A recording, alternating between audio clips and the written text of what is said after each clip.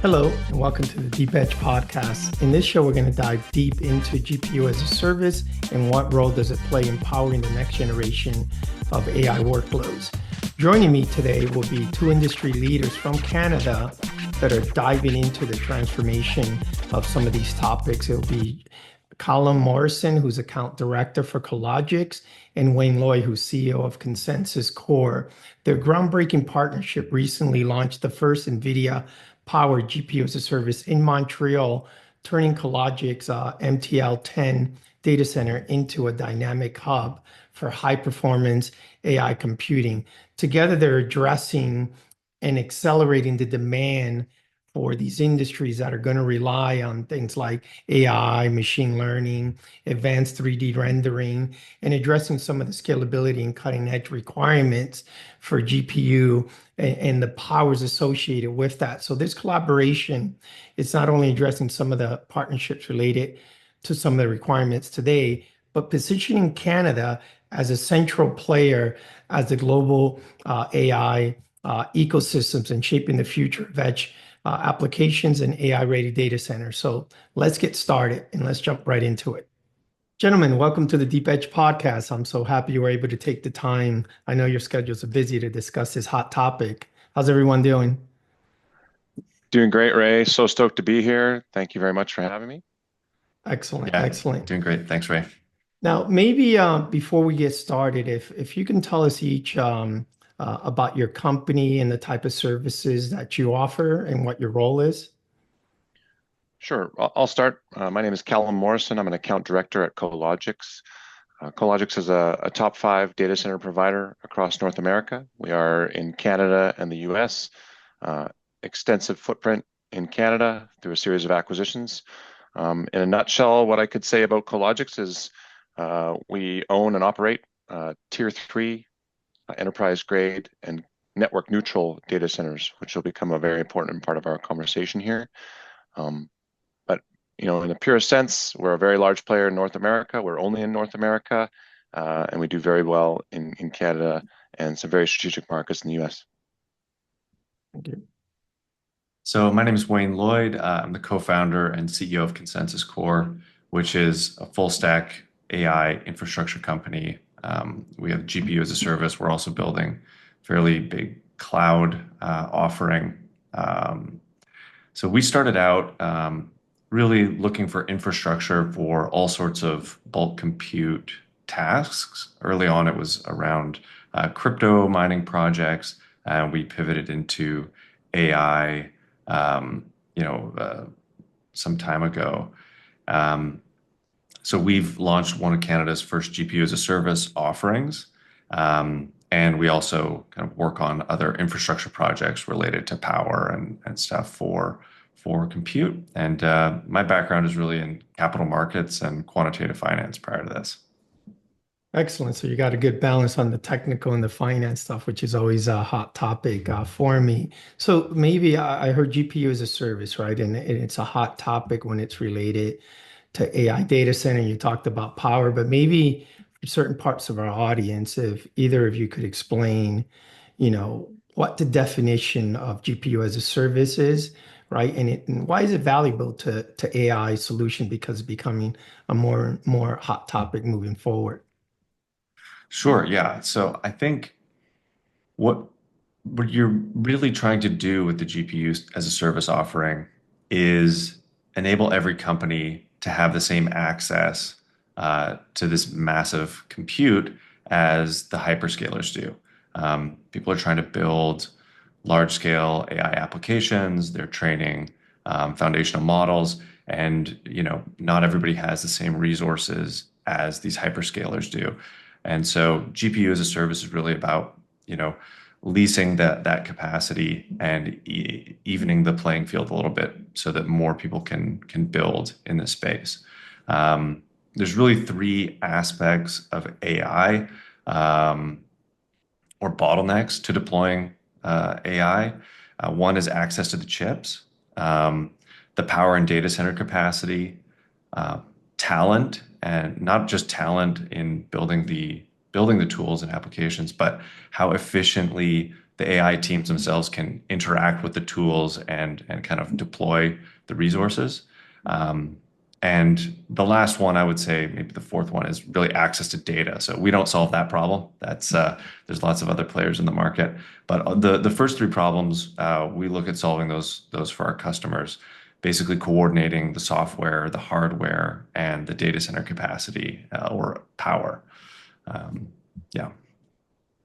Yeah, no, you had something Go to ahead. add, or yeah? Yeah, I do. I think we're, as Wayne put it really well. I think there's a lot of different aspects to what GPU as a service offers. I think we're at a very similar landscape to where we were with the adoption of cloud, 5 to 10 years ago, in that every company is thinking about this. Some companies are much more mature than others, but not every company can afford to go out and get and afford NVIDIA products.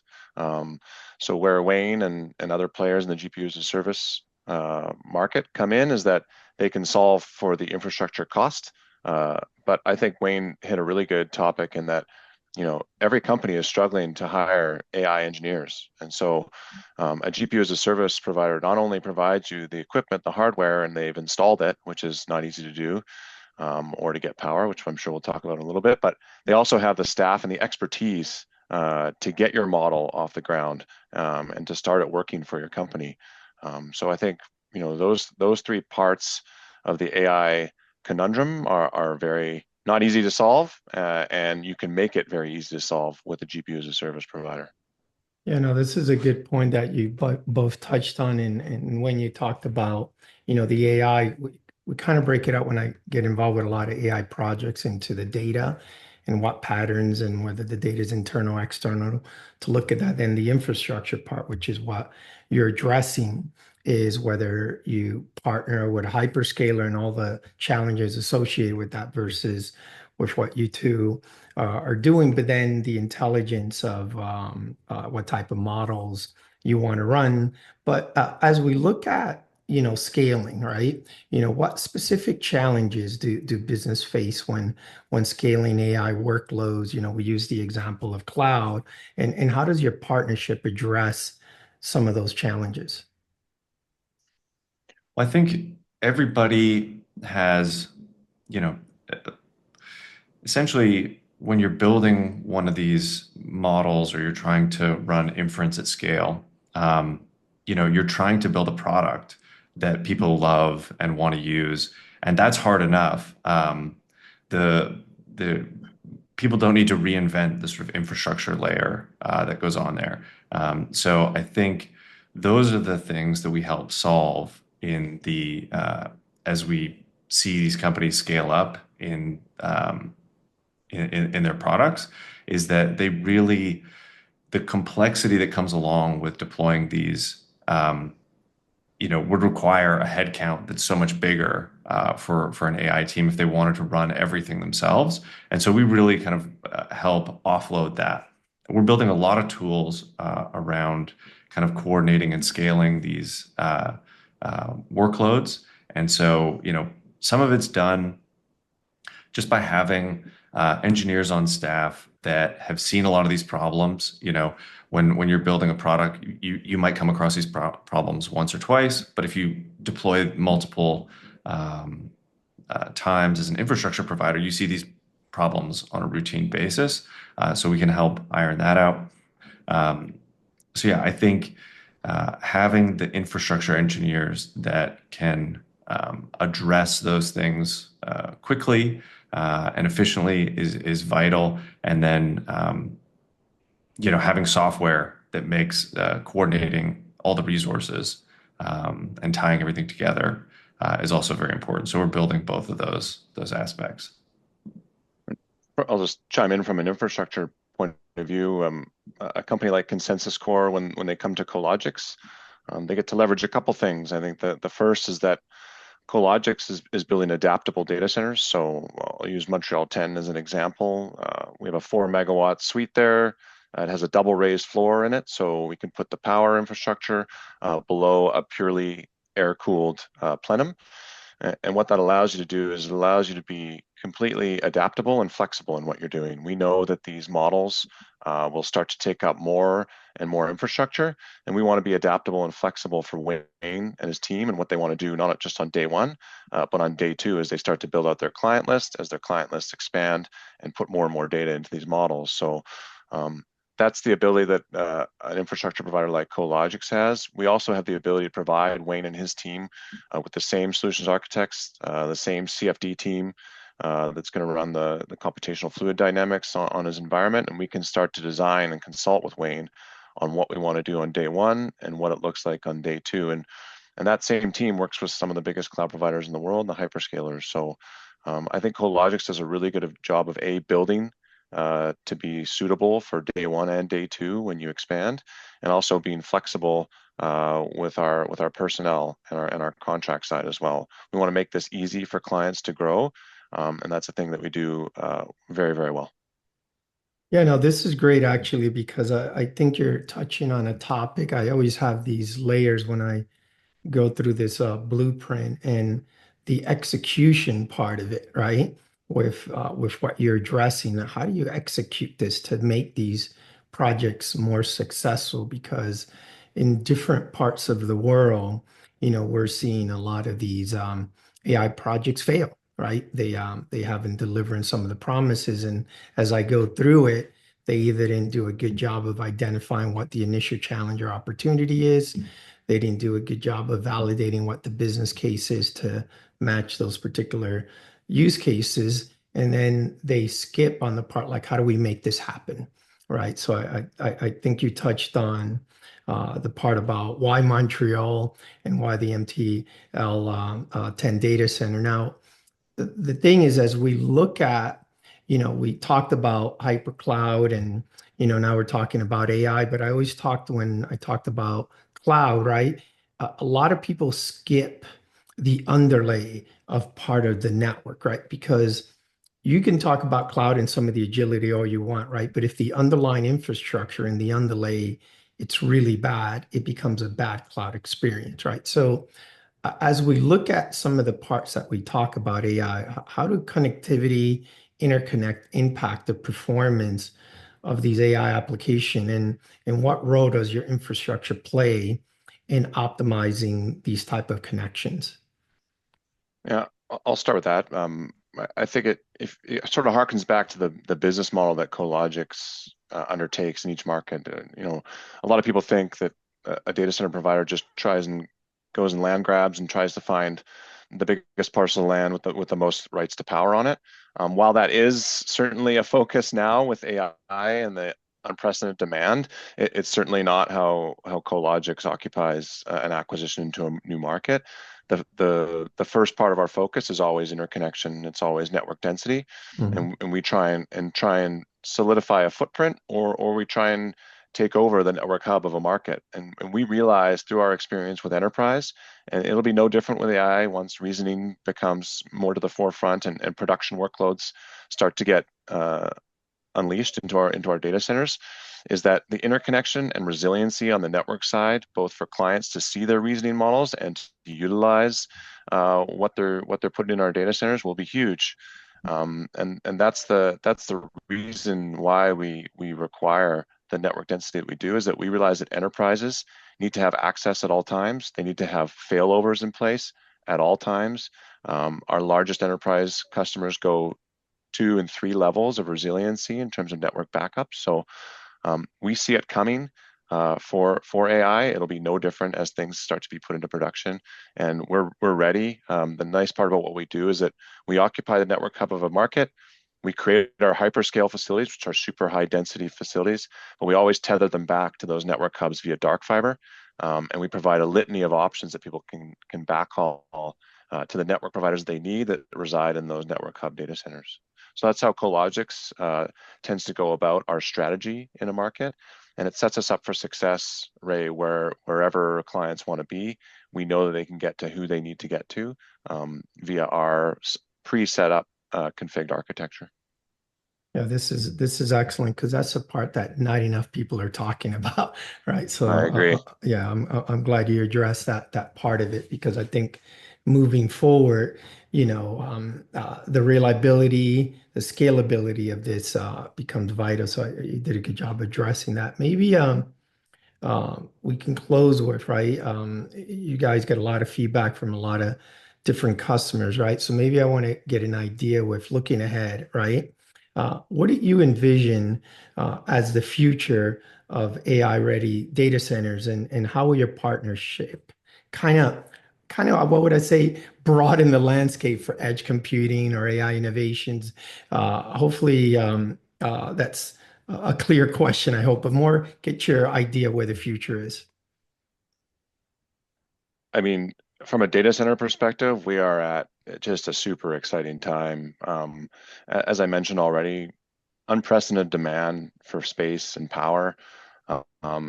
Also, a chip manufacturer that is essentially causing the data center world to iterate and to get better and change our design methodology, right? So from our perspective at Cologix, I think we're very, very well positioned. We've hired strategic roles. We have a chief power officer. We have a chief strategy officer as well. And their sole job is to actively unlock new space and new power for us.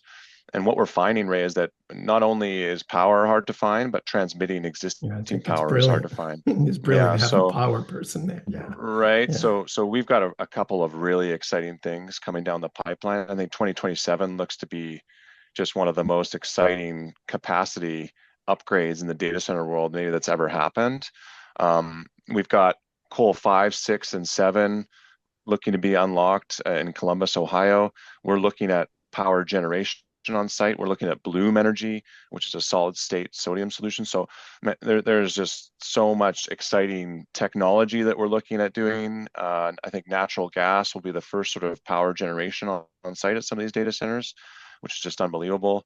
We're taking the expansion, with unprecedented demand, you can't help but get a little bit desperate and a little bit, energized about it and try and get whatever you can. But we take our ESG report extremely seriously, and we build that into our strategy as well. So we are not shying away from getting the power that we need, but also iterating in the right way that's based on our power initiatives, which is to be clean by 2030. So, like I said, we're just so excited about it. I think that the Canadian part of that could not be more topical. I mean, where do you want to begin with that? But data sovereignty has been around large enterprise and a long time. And with, there's several Canadian companies that are very large and do a large amount of business with Cologix, and they've been focused on data sovereignty for a long time. So I think Cologix and our existing Canadian footprint and the plans that we have for the future do nothing but bolster us as Canada's leader, both on the network density and the capacity sides. And if anything, Montreal presents an amazing opportunity in that it's got one of the lowest utility rates in the continent. And so we're going to continue to build into that market with our 12 data centers there. And we'll continue to build on that portfolio. It's just, again, I can't say enough times how well Cologix is poised to keep unlocking new markets and expand our existing for our clientele. And we just see the data sovereignty thing being a large part of it. I've already seen it with customers that are looking to now put US deployments in versus just their Canadian deployment. So I think it's going to start happening more and more as the developments that we all know take place. Excellent. Yeah. Wayne? I think I just add to, where we see the market going is, as things transition from, we're still in a primarily like a training environment, and things are going to be transferring into an inference dominated environment. Yeah. And I think everyone, regardless of their scale, is really trying to get the most throughput per dollar spent. So whether that looks like training a large model, either you get more for a given budget, or either way, people are looking to. It's really the most important metric and translates into better models, better response times, and ultimately better products that drive revenue for the customers, which is really what this is all about, enabling these new products, new use cases for this stuff and being able to deliver those very efficiently. So we think, we're really focused on delivering the most efficient network architectures as specified by NVIDIA, using the best, most affordable deployments that we can find, and sort of delivering, the best, most efficient throughput per dollar to our clients at the end of the day. As this scales up, that's going to become a major differentiating factor. This is good, gentlemen. I mean, I really appreciate the insight. I love the energy and excitement. I mean, there are some parts in there, Callum. I mean, the part about having someone focus on power, and Wayne, your financial background, because I don't know how many executives I meet with that they just only focus on the technology piece and aren't mapping. So I think I'm excited about with this particular partnership, and hopefully maybe 6 months or 8 months, we'll have you back to let me know how the progress is going. I'd like to hear about what the use cases that are driving moving forward. So thank you for joining the podcast. I appreciate it. To our audience, we'll send this out in a video format, as well as some of the audios on the different platforms on Spotify, Apple Podcasts. So thank you, gentlemen. Thanks, Thanks Ray. for having us, Ray.